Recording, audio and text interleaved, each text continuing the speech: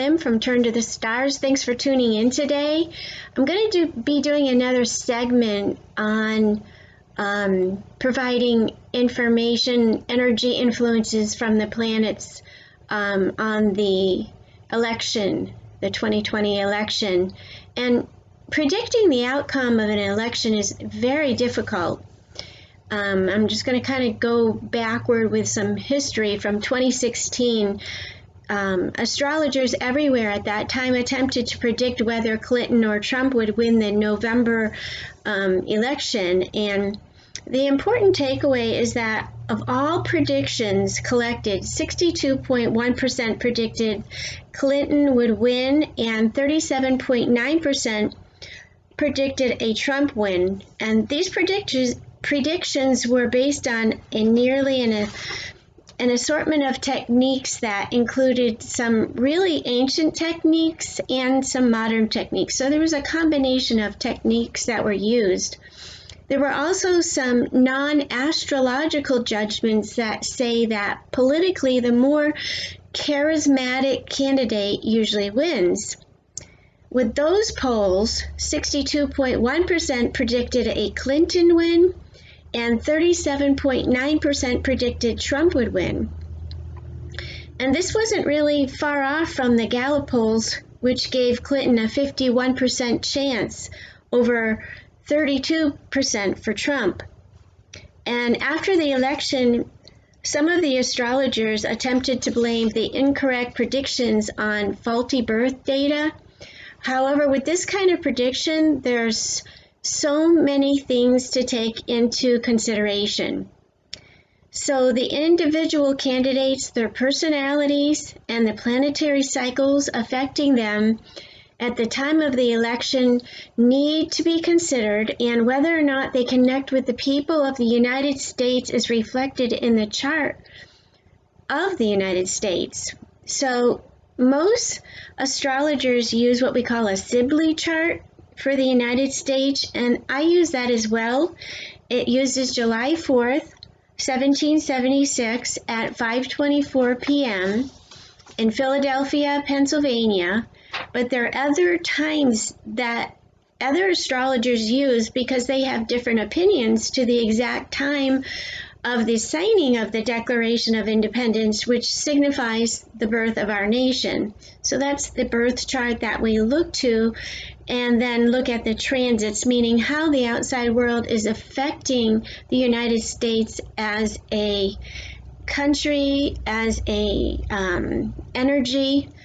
So the mood of the people on election day and the planetary conditions for the U.S. chart and how the candidates fit into those conditions is really important to consider.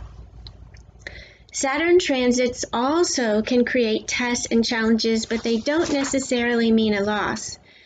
Jupiter transits can indicate good fortune and benefits, but they don't necessarily mean a win. So I can tell you that Joe Biden has a transit right now of Jupiter in a harmonious trine to his midheaven, which is the point influencing his reputation and his public life. It's the highest point in any chart. And so it tells us about how that person appears to the outside world.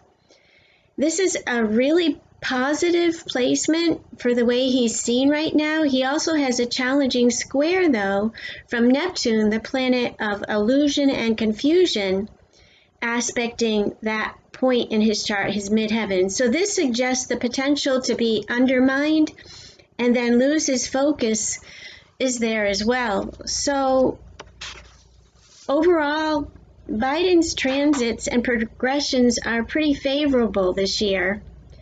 Now, Donald Trump also has some favorable planetary cycles, including harmonious conversations, trines, however you want to say that. I like to say conversations, from Jupiter, Saturn, and Pluto to his midheaven, which is suggestive of how he appears to the world. However, these same planets are challenging his Venus-Saturn conjunction, which are in Cancer, which shows his basic insecurities about being liked. So this conjunction in Cancer, which is the symbol for the family and for sensitivity and for security, shows that he really only likes or trusts those in his immediate family and in his inner circle. So this is going to be challenged over the next few years with Pluto opposing those planets. Most significant in my mind is what is happening in the U.S. chart as we approach the U.S. Pluto return. So transiting Pluto, which represents destruction and regeneration, incredible change and transformation, is going to return to its place in the U.S. chart beginning officially in 2022. But it's within the orb of influence right now, so meaning it's applying to this part of the United States chart. So transiting Saturn represents tests and challenges that we're being faced with, and it's been triggering the U.S. Pluto all year as part of the Capricorn trio, meaning you've heard me talk about this before. Most astrologers are calling it the Capricorn Council, or the group of planets that are in that very powerful, those are power planets all together, Jupiter, Pluto, and Saturn.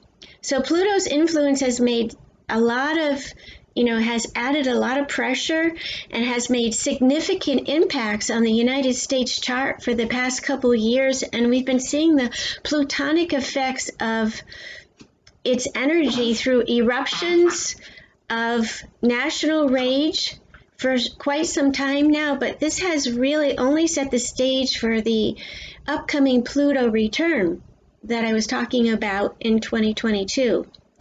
So race and prejudice and skin color, gender and sexual orientations, and wars over these areas is being amplified by the stressors of COVID-19 and related other economic challenges. And the choice of president will have a huge impact on how this scenario unfolds. So on November 3rd, Election Day, there's going to be 4 planets plus Chiron retrograde, and this includes Mercury, which turns direct that day, but it's whenever a planet is stationing or turning retrograde or turning direct, the energy becomes extremely enhanced. Mercury rules over communication, decision making, and Mercury is going to be squared by Saturn on that day in the U.S. chart. So this suggests some negativity of thought and possibly changes of people's minds that are voting.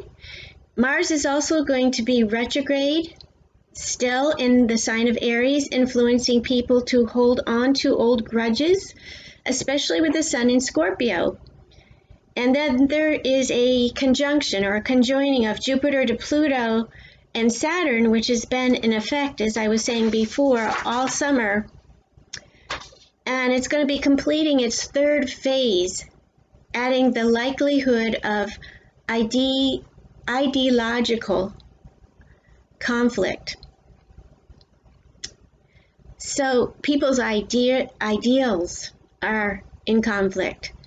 On top of the astrology, we have a president now who has already said that he will not stop if he loses, because that will mean the election was a fraud. So this election is not only a choice between 2 candidates for president, it's also a choice of the path that the United States will take through its Pluto return. And the question is going to be, will this energy continue to tear apart the exterior of normalcy that has covered over hundreds of years of racial strife and economic equality, forcing eventual transformation through destruction, which is truly Pluto's domain? Or will it influence a rebirth, a revision, a renewal, a regrowth that has come from the deep pain, from the acts of making choices to act from a more compassionate place and through a more kinder place and through a more strategic place? So either way, we're going to have to at some point come to terms with the darkness that is presently at the heart of the American experience. And I'm going to also add that there are some things that you can do to help yourself during this time. There's a lot of the energy is just so intense right now, especially with this full moon in Taurus, with Uranus right beside it. And the positive thing that's happening with this energy and this full moon energy light is that Uranus is the breaker of old patterns. And wherever it goes, it changes the status quo. It causes a huge wake up. It causes the influence of it, breaks things apart that no longer belong. And so you can feel these effects very heightened and very illuminated with this full moon.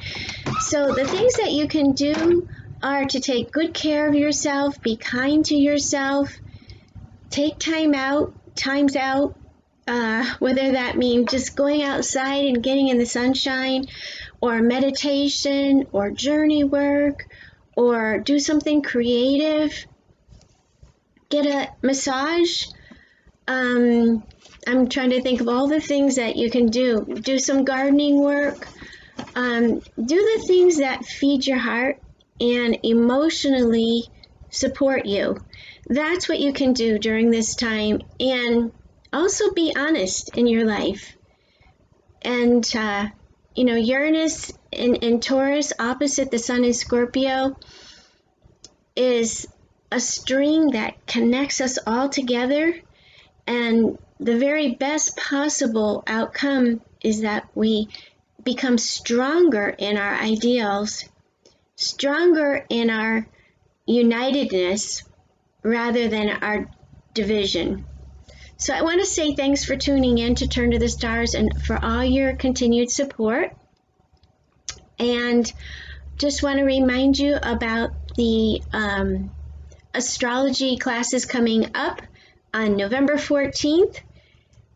This is another set that's just starting. I'm in the very close to the completion of one class that I've been teaching for the last 6 weeks, so I've got 2 more weeks on that. But this class does give you the knowledge and the foundation to interpret astrology. And it is an ancient language. And I call the classes the language of astrology. And I do have it discounted at 50% off. And so there's 8 weeks of classes, 2 hours long each. It's virtual on Zoom. Each class is recorded and sent to you by email along with my PDF, which is part of the book that I'm in the process of publishing called The Language of Astrology, which is a collection of all my formulas, all the key words that I've gathered over time that describe the influences of the planets. So if you're interested, you can go to my website, turntothestars.com. And this class is taking place on a Saturday from 11 to 1. So if you're somebody that is out working full-time or you're a student, hopefully this is going to be more available to you. So, and if you can't make the class, again, they're recorded and they're sent to you. So, again, you can go to my website and see the syllabus, which is a breakdown of all what's included in the classes. And so I hope you'll join me, and thanks again for all your support. I look forward to talking to you very soon. Remember, turn to the stars and you'll find your answers there. Thanks for tuning in today. I hope you have an awesome day.